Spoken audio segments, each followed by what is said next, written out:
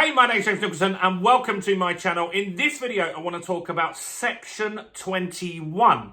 What is Section 21? Well, it's about evicting tenants in an easier way. And Michael Gove has come out in the last week and said that's going to be abolished before the general election, which is likely to happen this year.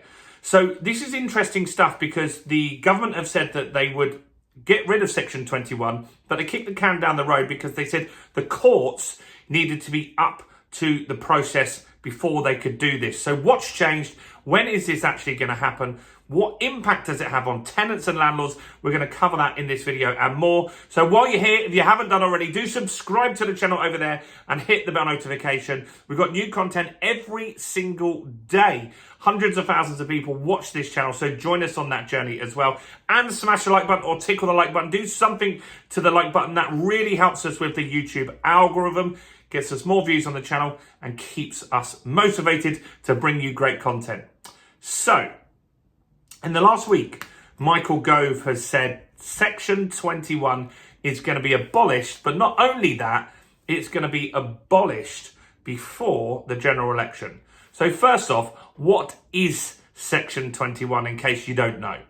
Well, Section 21 allows a landlord with pretty much any reason to end an assured short-hold tenancy. It's a notice period that goes out to a tenant and allows the landlord to take the property back with any reason. So they don't really have to give a reason. Now, that makes a lot of landlords comfortable that they can get their property back should there be a problem, should they want to sell it, or something similar to that. But on the flip side, it also gives that vulnerability to tenants because some unscrupulous landlords, they use this Section 21 to get rid of a tenant to then just jack up the rate to the market rate and make that tenant basically homeless. And so this has been a big problem, and there's lots of charities, for example, Citizens Advice and Shelter, have got on to the government and said this is just not a fair practice. We need to get rid of this. The government's listened and they've decided that they would take this, basically ban the Section 21. However, what you do need to have is some sort of mechanism that a landlord can get their property back. They need to be able to get it back if the tenant doesn't pay, or if there's antisocial behaviour, or if they smash up the property, or something similar to that. And so the government there are processes that you can evict tenants through those means. The problem is the courts can't cope with the amount of evictions going through that process, which is why Section 21 was much easier. So the government recently said they're going to get rid of Section 21 a few months back, but not until the courts are ready. Now, the courts still aren't ready, so there's a lot of scepticism whether Michael Gove is just saying this as an election pledge to get votes, and maybe that's the reason why this has suddenly come back into the foray.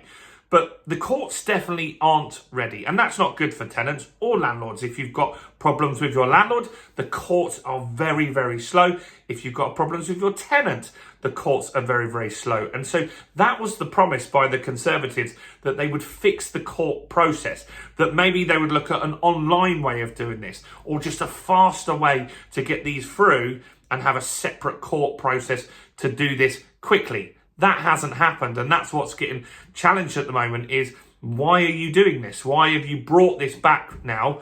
And what are you going to do to make sure that both parties are protected? Because not all landlords are bad and not all tenants are bad. And so we need a fair system in order for this to work. And so this is part of the rental reform bill that's coming in the near future as well. And that's being debated at the moment. And that's why this was brought up in the Houses of Parliament, because the renters reform bill is pretty much, I think, fair, good. And I think that it would benefit some landlords and some tenants. Now, what is happening with Section 21 potentially being abolished, there are some landlords that are just spooked by that, and they're leaving. And landlords have been leaving recently due to tax, due to inflation, due to insurance, due to interest rates. All of this anti-landlord stuff is making landlords leave. Now, in the comments on a video like this, I'm certain there are going to be tons of people that say, great, get rid of the landlords. The problem is, what's happening is because you've got less landlords at the moment, that's why rents are actually going up. It's not really so much to do with inflation. It is a bit to do with interest rates as well, but less landlords means less competition, and that means rental prices will go up.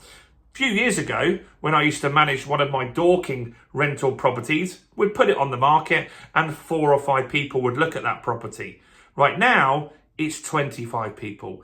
Property, there isn't enough rental property. And so I don't know what the solution is. I'd love to know your thoughts on this, but there needs to be some better policies from the government that improve everything for tenants and for landlords and make it a much better, fairer system for everyone involved. So the Renters Reform Bill is looking at making just a tenancy better. For example, some landlords say you cannot have a pet for no reason. They just don't allow pets in their building. You're now not going to be able to not allow people with pets come into the property. I think that's fine. In fact, I always let people with pets have my properties because I find they stick longer. They like to be there a bit longer because it's a hassle to keep moving with a cat or a dog or something like that, right? You also can't not allow social services or DSS tenants anymore. And so you'll see sometimes on Rightmove right now, people will say no DSS or no social on their listings for property. You won't be able to do that anymore. If someone is a social tenant, they will be able to apply for your property, and you've got to be seen to be treating them fairly and give them as much opportunity as the next person to take property.